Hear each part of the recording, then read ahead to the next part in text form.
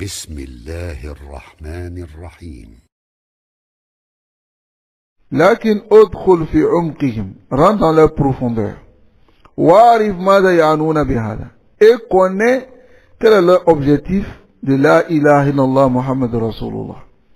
فبعضهم يعني وحدة الوجود. Il y a certains même qui ont la ilaha illallah Muhammad Rasulullah وحدة الوجود, c'est-à-dire que la présence d'Allah dans toutes choses. وهذا ما نقله عنهم البعض. Voici ce qu'a rapporté certains d'entre les savants qui ont fait des livres contre eux. فإنما يقولون لك, lorsqu'ils te disent, et cette parole c'est connu chez Jamaat al-Tabligh, fais sortir la mauvaise certitude de ton cœur sur les créatures et faire entrer la certitude réelle sur le Créateur. Ce qui veut dire que rien n'existe, rien n'est sûr, rien n'est certitude si ce n'est qu'Allah. Les créatures ne sont pas certitudes, c'est-à-dire tu les vois mais ils ne sont pas là. Ou bien, Yanouna bihad al-mana, toutes les créatures ne sont pas en réalité des créatures. Mais quand on dit la certitude, toute la certitude c'est Allah subhanahu wa ta'ala, d'autres voient cela en wahdatul wujud comme si Allah existe en tout, dans toutes choses. Et ça c'est un égarement. Voici l'un des tafsirs de la ilaha illallah de Jamaat al-Tabligh. Wal ba'du qal, mais certains disent inna julla ma ya'nuna bidhalika, c'est-à-dire la majorité de ce qu'ils veulent dire de la ilaha illallah c'est tawhid al-rububiyyah, c'est tawhid dans la seigneurie qui est connu chez les mouchriquines, même à l'époque du messager d'Allah sallallahu alayhi wa sallam, il ne niait pas cela.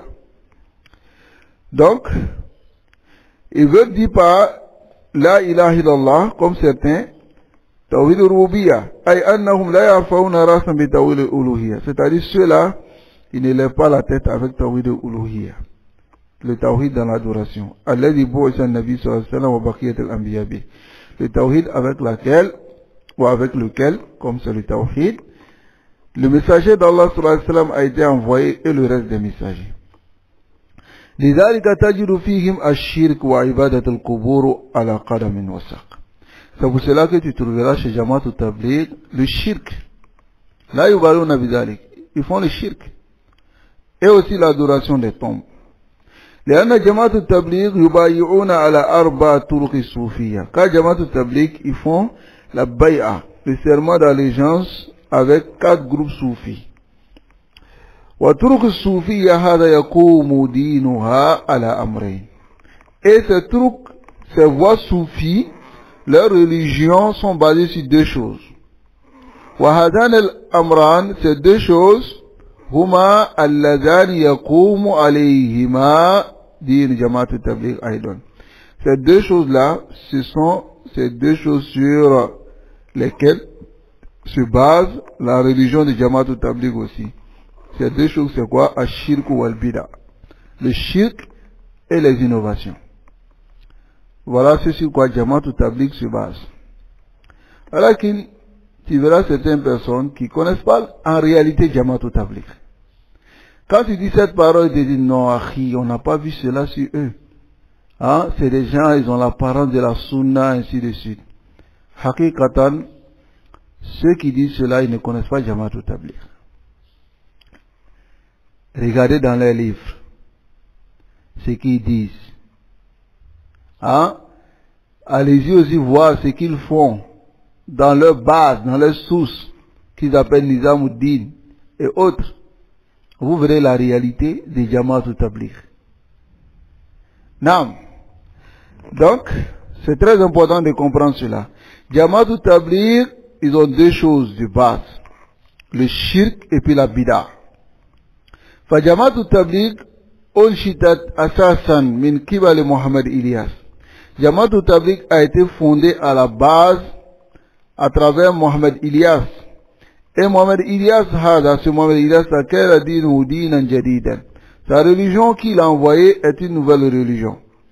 سواء كان في العقيدة, que ce soit dans l'aqida, dans la manière d'emprunter le chemin d'Allah, ou le manhaj, ou bien dans la méthodologie.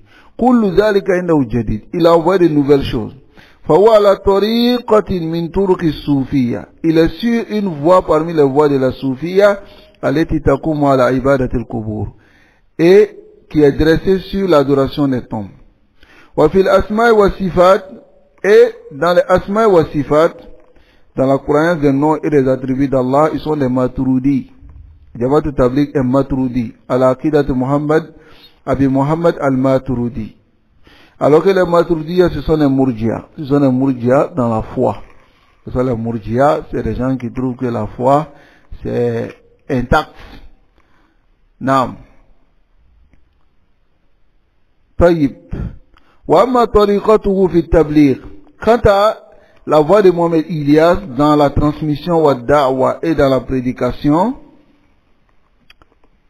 c'est une voix fatariqatun muhdathatun jadida kadhalik, c'est une voix qui est innovée. Comme ce que nous voyons, sorti 4 mois, 40 jours, 1 an dans une mosquée, c'est une voix qui est innovée. Ensuite, après, quand tu dis cela à Jamaat al-Tabligh, ils t'envoient une chouboua, ils te disent non, les séminaires que les gens de la Sunna font, tout ça. Est-ce que ça existait à l'époque du messager d'Allah? Pour répondre à cette question, nous disons, ces séminaires que les gens de la Sunna y font, ce n'est pas une cause pour augmenter leur foi, ni aussi, s'ils ne font pas cela, ça ne montre pas que leur foi a baissé. Mais vous les Jamaat al-Tabligh, lorsque une personne ne fait pas la sortie, sa foi a baissé. Et la sortie est une cause d'augmentation de foi pour vous. Donc ce qui montre que vous considérez ça comme une adoration. Une adoration à part entière. Donc si vous considérez cela comme une adoration à part entière, ce qui veut dire que vous devez apporter des arguments pour montrer que le prophète sallallahu alayhi wa sallam, les compagnons, les tabi'in, ils ont considéré cela comme une adoration. Mais là, vous n'avez aucun dalil à ce sujet. Il aurait fallu qu'en 1927, un Indien se lève en Inde là-bas, étant soufi, qui va venir créer cette voie, et puis vous allez vouloir maintenant nous obliger à suivre cette voie-là. A'oudhu billah. Qu'Allah nous préserve de l'égarement et qui nous guide enfin sur le droit chemin. Donc ici, la tariqa de Jamaat al-Tabligh, la voix dans la da'wa, mais c'est une voix qui est innovée.